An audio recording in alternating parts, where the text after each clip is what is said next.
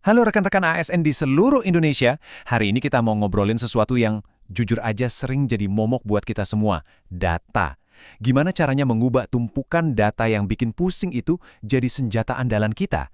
Yuk kita bedah caranya, biar data itu bukan lagi jadi beban, tapi jadi kekuatan kita buat melayani masyarakat. Pernah ngerasa nggak sih? Buka laptop, isinya spreadsheet semua, laporannya tebel-tebel, angkanya nggak habis-habis, kayak lagi disiram data pakai selang pemadam kebakaran. Nah, ini namanya banjir data. Dan ini tantangan kita bersama. Sekarang, coba deh bayangin dashboard mobil. Waktu kita nyetir, kita kan nggak perlu tahu suhu oli mesin sampai ke koma-komanya ya kan? Yang penting itu cuma kecepatan, bensin, sama kalau ada lampu peringatan nyala. Nah, persis, dashboard data yang bagus itu ya kayak gitu. Jelas, ringkas, dan cuma nunjukin yang paling penting. Jadi, apa sih sebenarnya dashboard itu?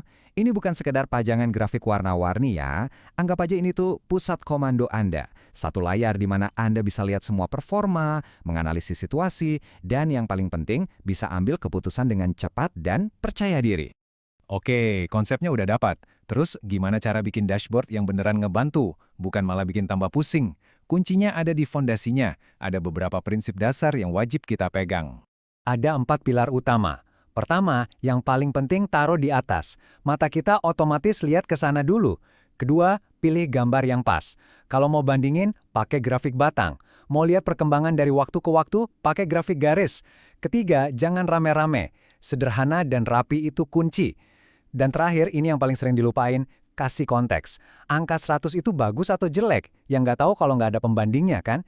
Intinya cuma satu, sekali lihat langsung paham. Selanjutnya, kita ngomongin mesin di balik dashboard. Karena nggak semua data itu harus diupdate setiap kedipan mata loh. Memilih kecepatan yang pas itu penting banget biar efisien. Pilihannya ada dua nih. Ada yang real time, datanya langsung muncul detik itu juga, cocok banget buat mantau pengaduan masyarakat misalnya. Tapi ada juga yang namanya laporan batch atau terjadwal. Ini lebih pas buat analisis jangka panjang, kayak laporan serapan anggaran per 3 bulan. Jadi pertanyaannya bukan mana yang lebih canggih, tapi mana yang paling pas buat kebutuhan kita. Oke, mesinnya udah kita pilih. Tapi ada satu hal lagi yang jadi penentu segalanya. Bukan teknologinya, bukan datanya, tapi manusianya.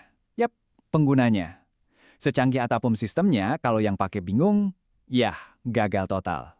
Ini kalimat sakti yang harus kita ingat terus. Ukuran sukses sebuah dashboard itu bukan seberapa rumit kodenya, tapi seberapa gampang orang pakainya.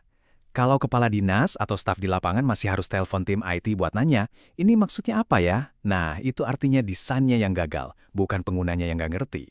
Terus gimana caranya biar nggak gagal? Gampang sebetulnya. Pertama, ngobrol sama penggunanya. Cari tahu apa masalah mereka. Kedua, gali lebih dalam. Pertanyaan apa sih yang harus bisa dijawab dashboard ini dalam 5 detik? Dan ketiga, jangan pernah berasumsi. Bikin contohnya, tunjukin ke mereka, minta masukan, terus perbaiki lagi. Ulangi terus sampai pas. Nah, sekarang kita bawa semua ini ke era modern.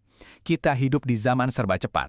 Artinya, informasi penting itu harus bisa diakses dari mana saja, kapan saja, langsung dari genggaman kita. Inilah faktanya kan. Keputusan penting itu seringkali harus diambil pas kita lagi rapat di luar atau pas lagi tinjauan lapangan.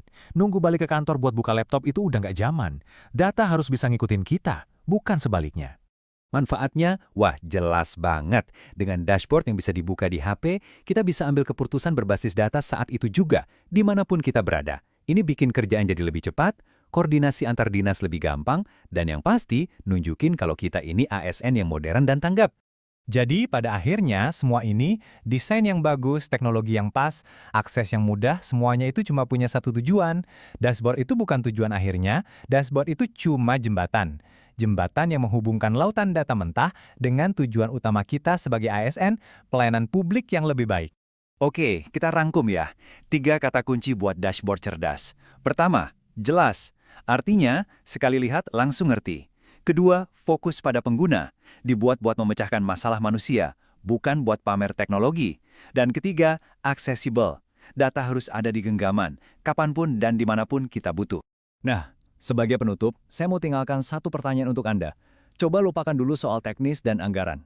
Kalau besok Anda bisa punya satu dashboard impian, satu pertanyaan paling penting apa yang harus bisa dijawab oleh dashboard itu untuk bikin perubahan nyata di unit kerja Anda? Coba direnungkan, karena dari jawaban pertanyaan itulah, transformasi data yang sesungguhnya dimulai.